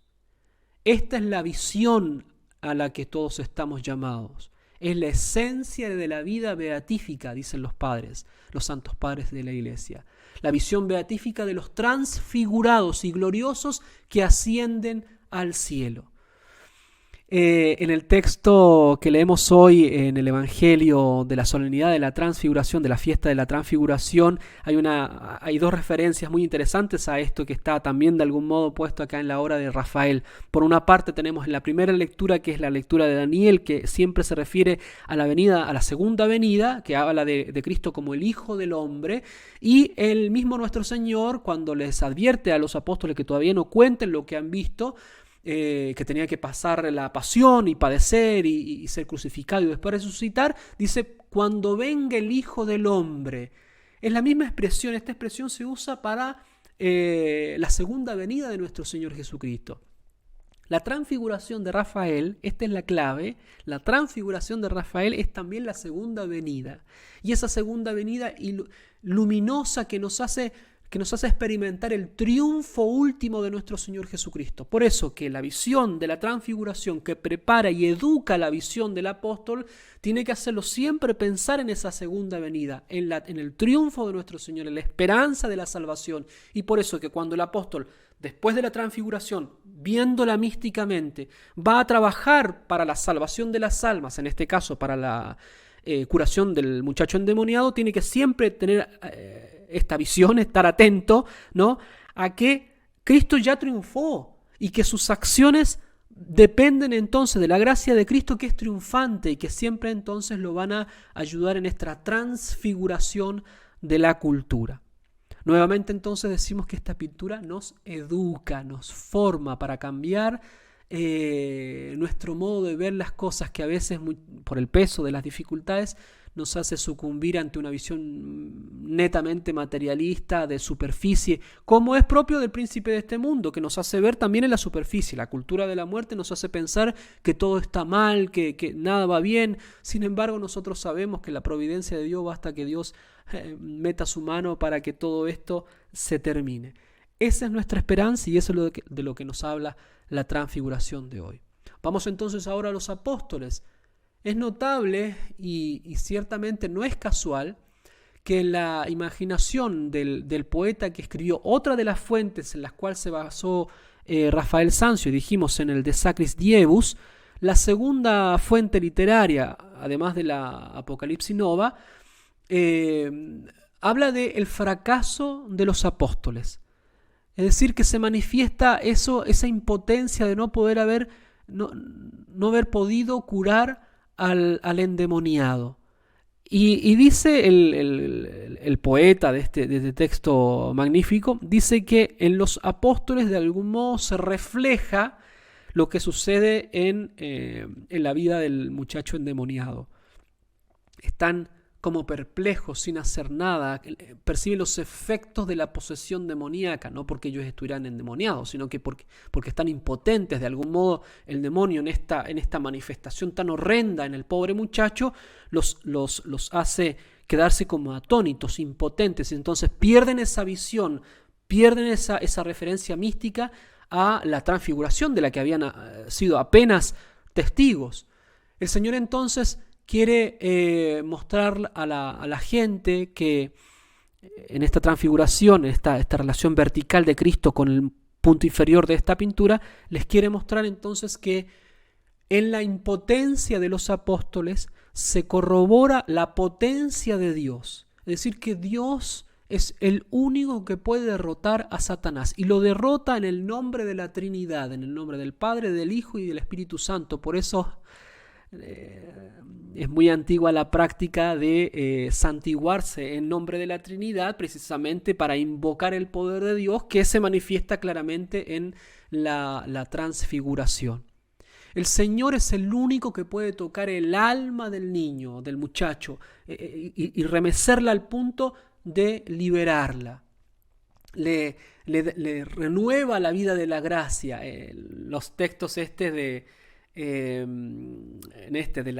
Sacris Diebus en el Apocalipsis Nova, sobre todo cuando se habla de los apóstoles, la descripción de lo que sucedió en la transfiguración, dice que el Señor transfigurado no solamente toca al muchacho y lo libera del demonio, sino también hace resurgentens, dice el texto, resurgir a los apóstoles, que es la expresión de resucitar. Hace resucitar también, casi como si fuera una reanimación de los apóstoles que han quedado así casi como paralizados sin poder hacer nada.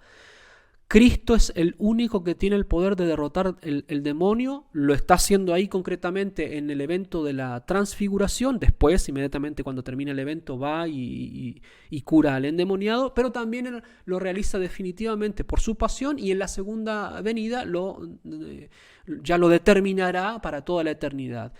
El demonio no tiene la última palabra, es Cristo que tiene la última palabra siempre. Él es el Salvador del mundo, es lo que está insistiendo en lo que está insistiendo Rafael en esta transfiguración. Por último, veamos un poquito del muchacho. El muchacho endemoniado tiene en su representación, en su gestualidad, en su forma, la figura de la que hemos hablado, representa todos los graves problemas de coordinación psicomotriz que revelan a su vez la fuerza de la posesión, el drama del cuerpo y del alma, la batalla que sostiene este pobre muchacho que le hace torcer los pies, la cabeza se le gira hacia arriba, los ojos se vuelven blancos, es decir, ya no puede mirar aquello que debería mirar para ser salvado.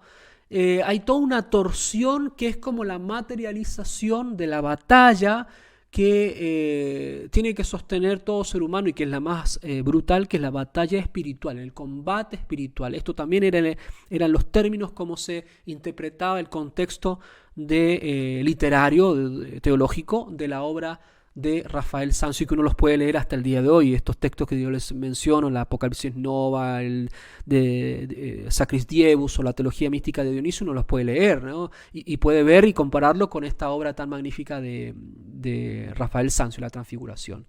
Los textos entonces hacen referencia hacen como una descripción violenta de los hechos, para que se vea más el contraste entre lo sublime, lo bello, lo tranquilo de Cristo y lo que sucede cuando un alma está poseída por el príncipe de este mundo. Por eso que las expresiones que usan, por ejemplo, en esos textos son de quebrantos, espasmos y al final la laceración, dice, del pobre cuerpo poseído. De algún modo es lo que sucede hoy día cuando hablamos de la deconstrucción, la deshumanización. Se comienza a fragmentar, a perder el ser humano, se disuelve hasta ser considerado por la cultura de la muerte como un parásito al cual hay que eliminar, poniéndolo en contraste con la naturaleza. Por eso que hay que volver entonces a esa visión profunda mística, no la visión estética superficial, porque solo en la visión mística uno puede darse cuenta quizás de los problemas en los que está sumergidos en este mundo, para lograr fijar los ojos en el transfigurado del cual nos viene toda fuerza. La mujer, como último punto, dijimos que es un punto cardinal en la obra. De algún modo está como central en la parte inferior, ¿no? Pero se refiere a la parte superior. Y Vasari, cuando comenta, dice que es una figura enigmática.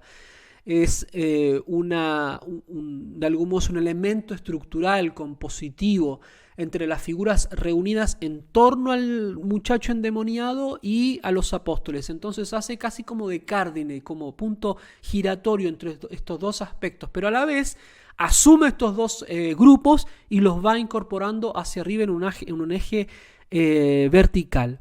No se la menciona en los relatos bíblicos. Sin embargo, es tan preponderante en la obra de Rafael que hay que preguntar qué significa. Y es más, cómo la ha representado el artista, es casi tan blanca, los mantos, ¿no? Tiene tanta luz que son como los mantos de Cristo, incluso casi más luminosos que los de los profetas Moisés y Elías del Antiguo Testamento, que están al lado, ¿no? Que ya dijimos que significaban. El significado entonces de esta figura tiene que ser diferente al de las otras, es distinta a las otras, a los otros grupos, a los otros protagonistas.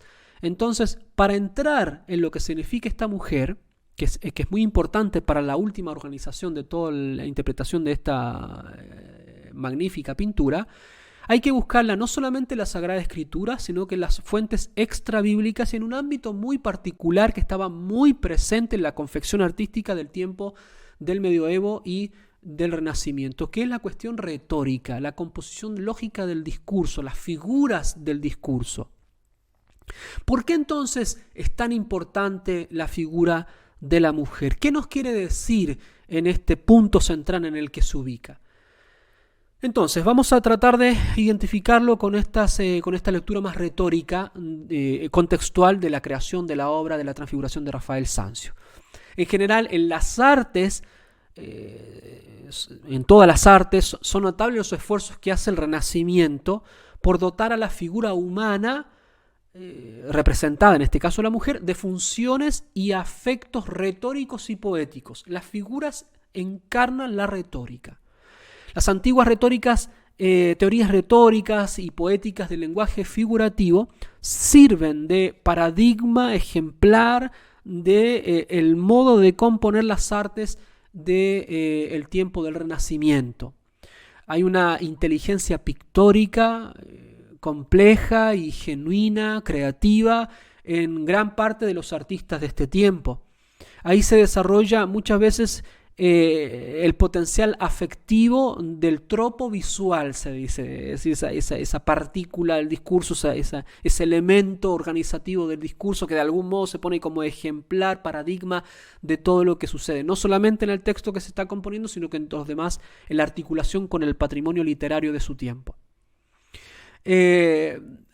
En este caso, en el que nosotros estamos mencionando, se ven también, por ejemplo, las dimensiones emocionales. Ya dijimos todo el drama que sucede alrededor de esta mujer, ontológicas, del ser mismo de las cosas, temporales, porque va a narrar algo que sucede en la historia, pero al mismo tiempo es algo que articula la historia. Por eso que la figura retórica esta se llamaba la figura serpentina. La realiza esta mujer. Los cuerpos representados tienen siempre el potencial de personificar los afectos abstractos o ideas abstractas. Por lo tanto, cuando se trata de leer, interpretar las personas, los cuerpos en este caso, las presencias, implica siempre un proceso análogo a la hermenéutica, a la interpretación literaria. Pensemos que muchas veces cuando uno ve tal figura, por ejemplo en las basílicas romanas, uno sabe que tal figura femenina, por ejemplo, que tal elemento significa la virtud de la fe. Bueno, ese concepto abstracto tiene que ser encarnado, personificado en una figura, y por lo tanto esa figura, esa persona también es una figura literaria. Cicerón y Quintiliano insisten en la estrecha correspondencia entre los movimientos de la mente y los movimientos del cuerpo. Es lo que se estaba también desarrollando, por ejemplo, en el análisis que hace Leonardo da Vinci, en los dibujos que nosotros podemos conocer. Se discuten las cualidades visuales de la elocuencia. Es como que si la palabra necesitara encarnarse, necesitara materializarse. Discuten entonces estas cualidades visuales y se las denomina esquemas o formas que encarnan las ideas o estados de ánimos.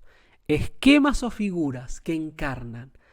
Pensemos que el arte universal, el gran arte universal no expresa, sino que encarna, materializa lo más propio de la auténtica definición de la actividad artística. El cuerpo entonces pasa a ser como una metáfora, es una figura visual, retórica, poética, más compleja que un simple sistema de lenguaje con el que nos relacionamos y con el cual, por ejemplo, estoy hablando en este minuto. La pose entonces de la mujer es un esquema, es una pose paradigmática, es un paradigma, un ejemplar, un tropos de significado. No solo entonces describe algo que sucede en la historia, porque en el Evangelio no vemos que está presente la mujer, sino que de algún modo nos permite entrar en esa historia. Es una clave de lectura de la historia, es un tropos de interpretación, de hermenéutica de la obra. La conexión entonces entre las dos escenas que hemos discutido, la parte superior, la parte inferior, se realiza mediante estos aparatos técnicos y retóricos. En la mente del espectador, de algún modo, el que ve eso, el que entra en contacto con esto, se realiza esa unión semántica que el artista ha dejado ahí expuesta para nuestra contemplación, en este caso para la contemplación mística, más profunda. La mujer, en este caso, esa figura central femenina, como personaje entonces que nos ha dejado Rafael para nuestra consideración e interpretación, funciona como una figura retórica. Significa entonces algo distinto de lo que son los apóstoles o el muchacho endemoniado. Se la rodea, insistimos con esto, de algún modo organiza el discurso pictórico.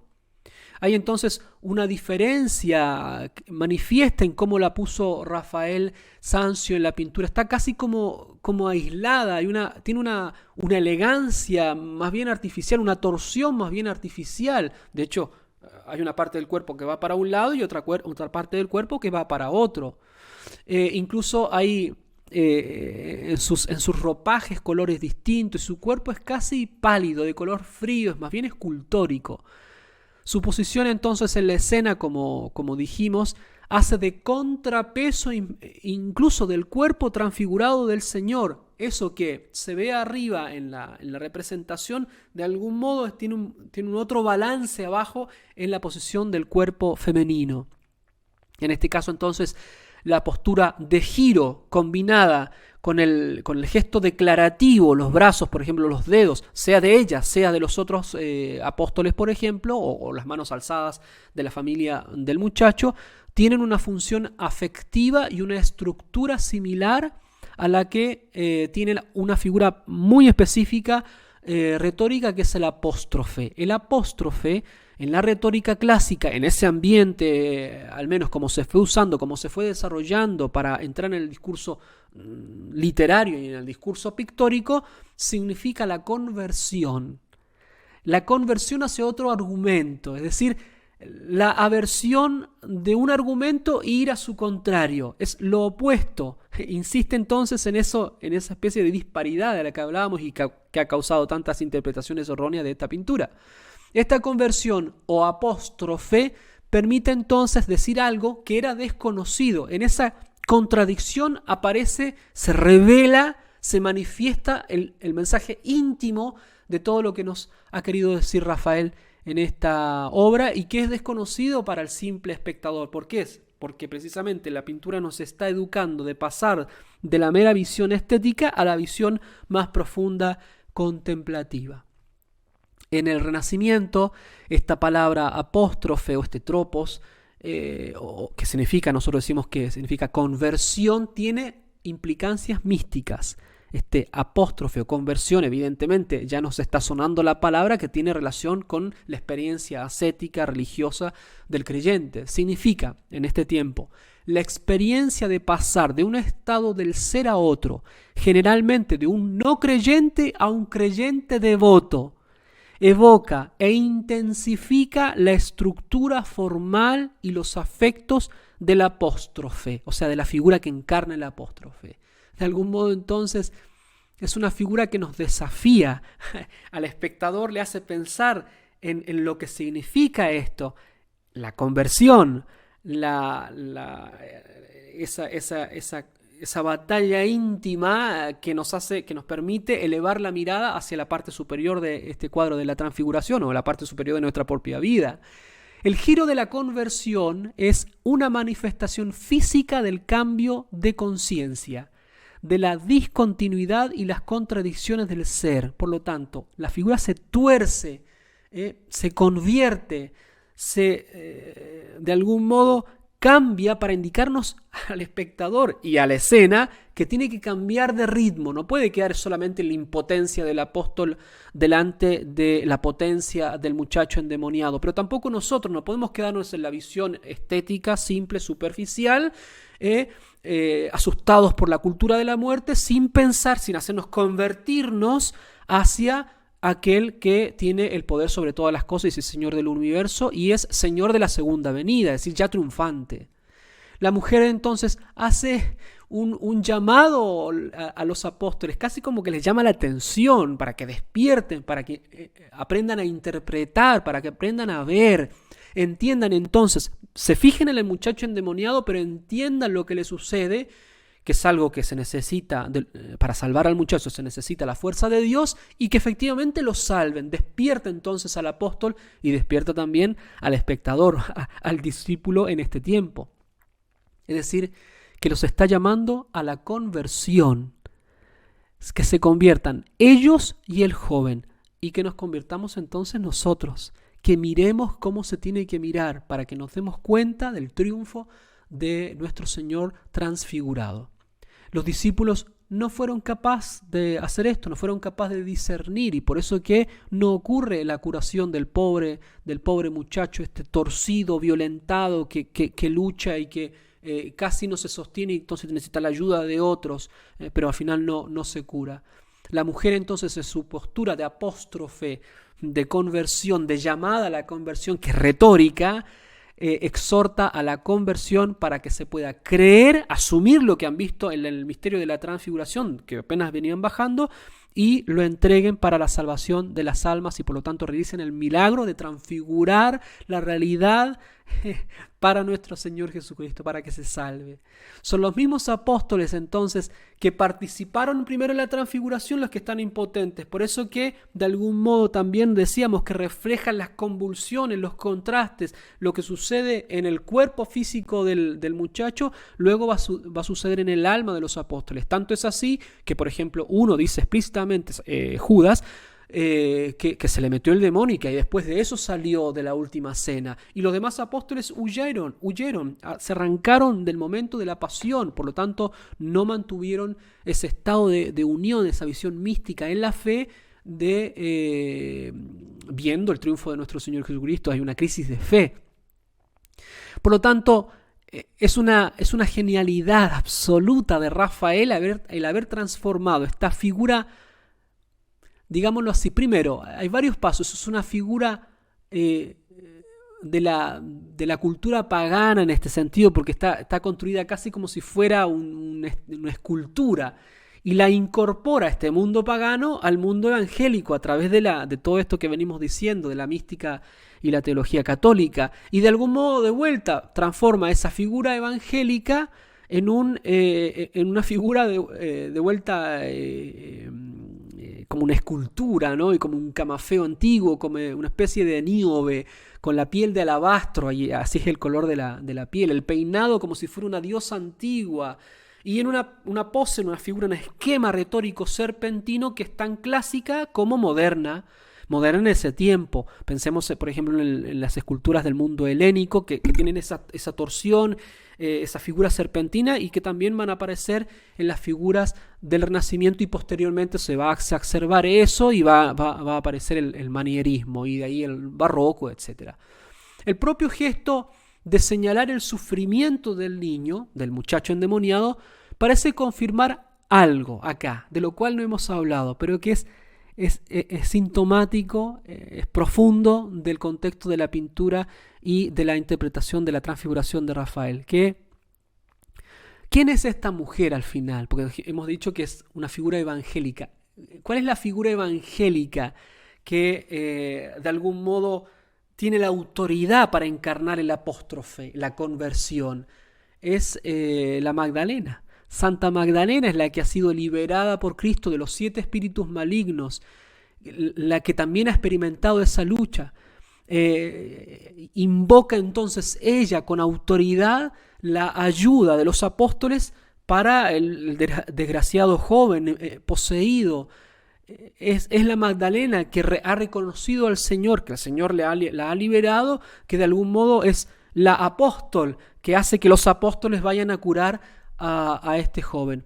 Y esto, alguien podría decir, bueno, pero a lo mejor esta es una interpretación solamente. Lo que pasa es que tenemos antecedentes históricos en el tiempo de Rafael y en la comisión, el encargo de esta pintura, que nos hacen pensar que puede ser la Magdalena, más allá de lo técnico, que es casi evidente que es esta figura principal, o de algún modo esta referencia a María Magdalena. ¿Por qué? Porque primero, María Magdalena, Santa María Magdalena, había sido liberada de Cristo, como dijimos, de 7 demonios. Por lo tanto, es la exposeída, o la convertida, la que se ha convertido y que aparece en la transfiguración. Y hay un hecho importante histórico, que es que en ese tiempo se trasladaron las reliquias de Santa María Magdalena en Francia a la Catedral de Narbona, al altar mayor de la Catedral de Narbona, en el tiempo donde la pintura de la Transfiguración tenía que ser puesta en la catedral. Es muy interesante, porque en esos lugares, muy cerquita de allí, hizo penitencia también la Santa María Magdalena. De hecho, en el 1510, 8 años antes de la confección de la pintura, es cuando se dan todos estos elementos y cuando comienza el cardenal de Medici a pensar en esta pintura de la Transfiguración.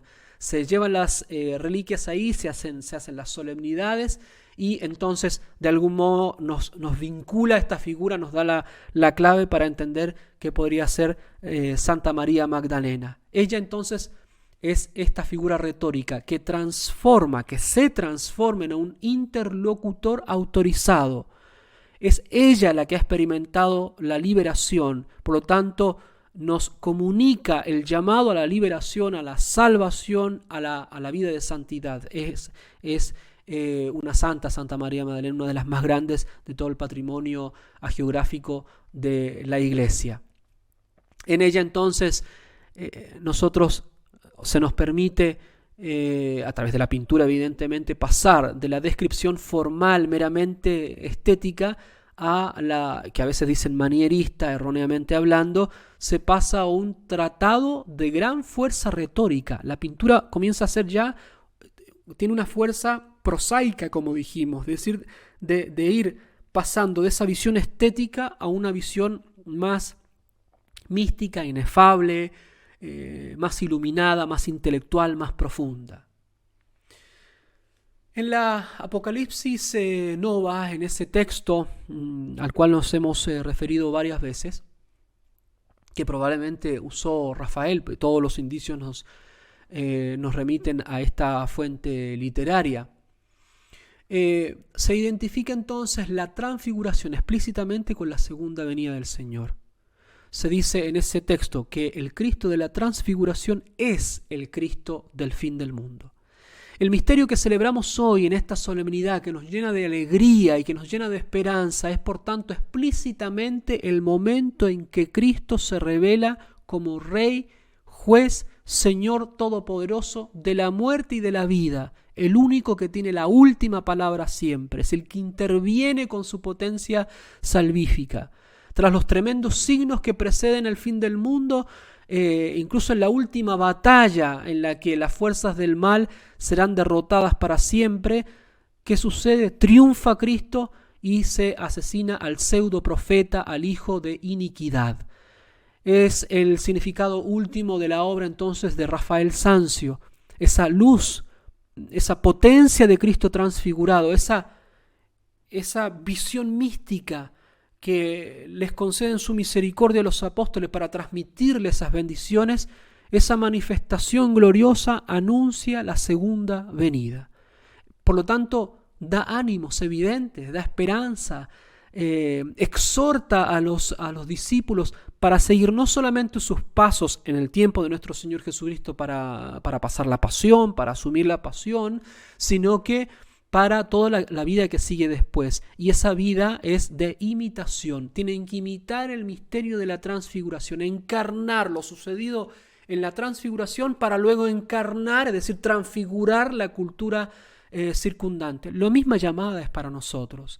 Por eso que el Cristo de Rafael, a diferencia de todos los que habían sido representados anteriormente en las transfiguraciones, no está sobre algo como si necesitara una superficie en la que apoyarse, sino que está flotando, lo que implica que está como en un ambiente sin dimensiones, sin perspectivas. Es el divino eterno ilimitado, es el infinito, es el Señor de la historia, del universo, por lo tanto nada lo condiciona, es Señor del universo, es como el joven imberbe, pero potente, ya lo mencionábamos, del juicio final de Miguel Ángel, cuando está ahí en el último momento, en el último día, en el día de victoria, en el día que nos anima a todos a contemplar, para imitar y para trabajar hoy en día, para llegar al cielo. Es el mismo joven, entonces, es el mismo Cristo de Rafael, ese Cristo transfigurado, glorioso Señor de la segunda venida. Santo Tomás de Aquino, en la tercera parte, la cuestión 45, capítulo número 3, en el Corpus dice: Cristo quiso transfigurarse para mostrar su gloria a los hombres y para provocar en ellos el deseo de la misma. De alguna manera ya está participando, está tocando el alma a nuestro Señor con su gracia para exhortarnos a desear esa gloria. Por lo tanto, nuestro Señor Jesucristo, cuando baja, vence parcialmente en la curación del endemoniado. ¿Por qué parcialmente? Porque es un momento en la historia, todavía no había llegado a la pasión. Sin embargo, nos anticipa el triunfo futuro. Vence luego con su victoria en la cruz. Ahí vence definitivamente, pero luego la corroborará, la manifestará de modo glorioso al fin de la existencia, con toda su gloria y majestad al final de los tiempos, en donde todo pasará, se purificará la existencia, dejará de ser lo que no tiene lugar en el reino de los cielos y se transfigurará todo aquello que puede participar, y con ella los santos que entrarán en el cielo, todos los cristianos, los que han amado a nuestro Señor Jesucristo, que se han confiado a sus gracias, entrarán en el reino de los cielos. La manera de comunicarnos Dios sus consuelos y de proceder con nosotros al recibirlos se nos descubre en este Evangelio, en esta solemnidad de la transfiguración. El Señor, en su misericordia, permite que los seres humanos veamos algo de su gloria, al menos por unos momentos. Ahí se relata entonces esta transfiguración, símbolo de las consolaciones espirituales que Dios le da a las almas que se confían en Él, que viven una verdadera vida interior, que hacen esta vía ascética de la visión estética a la visión mística contemplativa. Son entonces un leve refrigerio estas consolaciones del Cristo transfigurado que Él otorga a las almas santas en medio de las desolaciones interiores, de los conflictos, a fin de ayudarles, a fin de sobrellevar con más denuedo, con más fuerza todas estas dificultades, y para acrecentar en ellas el amor que a veces se debilita por decaimiento, por flaqueza de la naturaleza. Este es el momento en que el alma se nos tiene que llenar de alegría, porque el Señor nos participa de su vida divina, de su gloria, por la que los justos, como dice la Escritura, resplandecerán como astros del cielo, porque la claridad del cuerpo glorioso brota de la claridad del alma, dice San Agustín, y esa claridad y caridad viene de aquel que resplandece en el monte, que nos ilumina a todos, especialmente cuando uno se dirige a Él con humildad y con fe.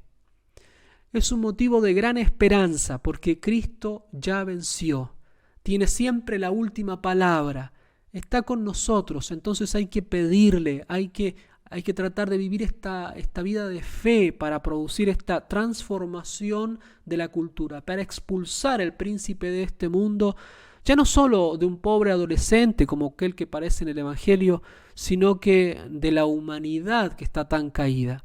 Hay que exorcizar la cultura para que salga del poder del príncipe de este mundo, el poder de la muerte, como vemos hoy en la cultura de la muerte.